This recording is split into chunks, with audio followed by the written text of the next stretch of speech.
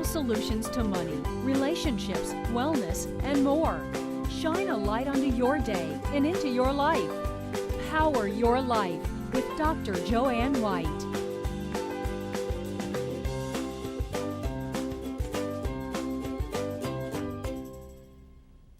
Welcome to Power Your Life. I'm Joanne White, your host, and my first guest is the fast-talking, straight-shooting lawyer from Owens Network, Staten Island lawyer.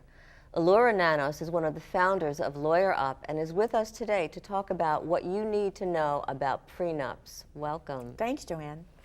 So let's get right into it, because a lot of people have a lot of misconceptions about what a prenuptial agreement is.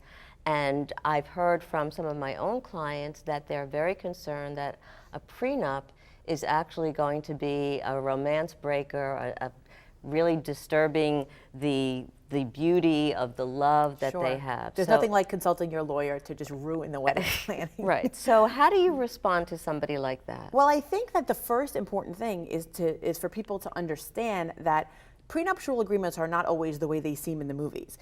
There's not only one type of prenup. It doesn't always mean that one person is being asked to give up all of their legal rights and all of the money. It by no means means that. A prenuptial agreement is simply a contract. It can say whatever you wish it to say. So, I mean, it can talk about financially what would happen in the event of divorce, but it can talk about really a wide range of things, for everything from who gets what to simply how we're going to value something that we already own. There's just a lot of variation of what can go in that prenup. So what's important also is that when people are entering into a marriage contract, it's a contract. Absolutely. And there are financial aspects to a contract as well as legal aspects. And in today's world, we see people getting married later and later. We see people going into marriage already owning assets, already having a lot of debt. And with the advent of gay marriage, that's happening even more because you have many people who have been in relationships for years but maintain separate financial existences. So now, as things get more complex, the need for a contract before marriage really has gotten heightened over the recent years. Right. And also, there are children from former marriages, so people are getting married again and after divorce.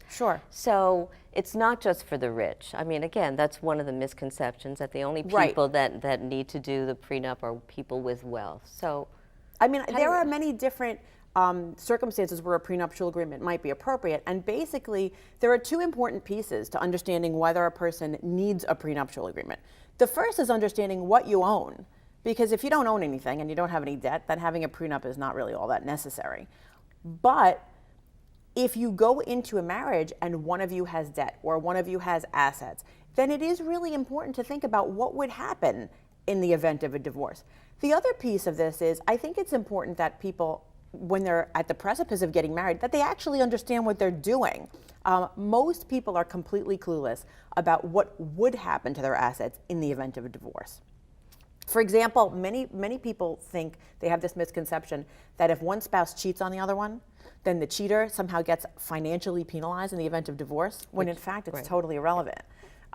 So I think that just understanding what would happen, many people think that if the husband's name is on the title to the boat and the wife's name is on the title to the car, then that means he gets the boat and she gets the car. It doesn't mean that at all. So when people are signing a prenup and they're working through they should firstly work with separate lawyers, is that correct? Well, they absolutely would have to work with separate lawyers, because each person needs to make sure that they have someone who is representing their interests.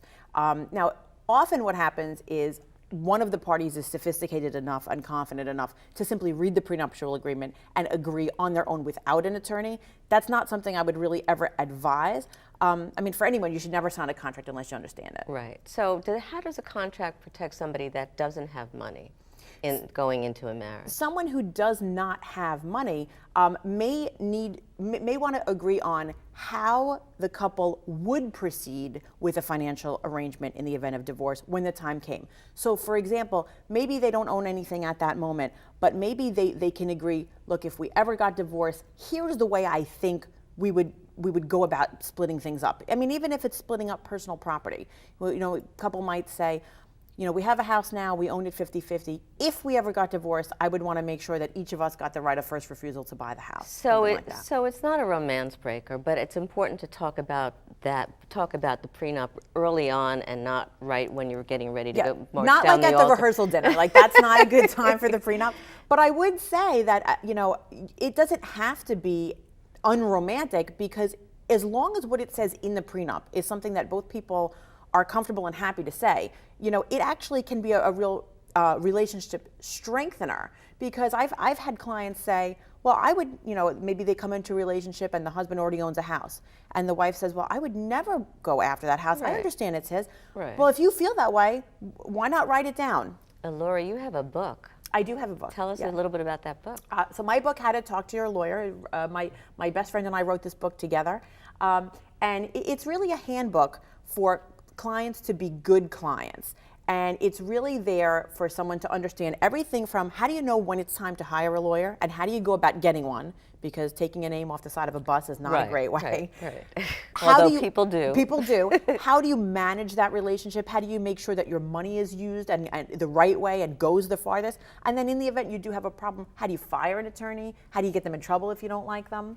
So it's kind of the whole relationship from beginning to end. Which I think is very important for people to know, because sometimes they don't know when to hire Absolutely. somebody and what to do in the whole process. I've had that conversation many times with people. So this book is kind of my way of saying I'd love to just tell each person this little bit of information so that you're empowered to go forth and have a good relationship with your lawyer. So here you go. Read the book. It's an easy read, and it'll help you in the event it's time for you to hire someone. So get the book, and don't be squeamish about getting a prenup, because more and more people are doing Absolutely. it, and it's important. Absolutely. And it's a way of protecting. It's a way of protecting everyone. Right, and it doesn't have to break your marriage. It can actually, as you say, it can actually strengthen it. Absolutely, and it can save an awful lot of money in the future in the event that you do find yourself in the unlucky position of having to get divorced.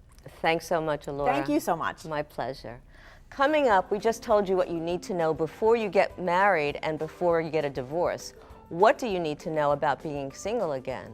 Ahead, we're going to introduce you to the founder of SpiritualSingles.com with answers for those questions that you're searching for, and for answers for you when you're looking for love again.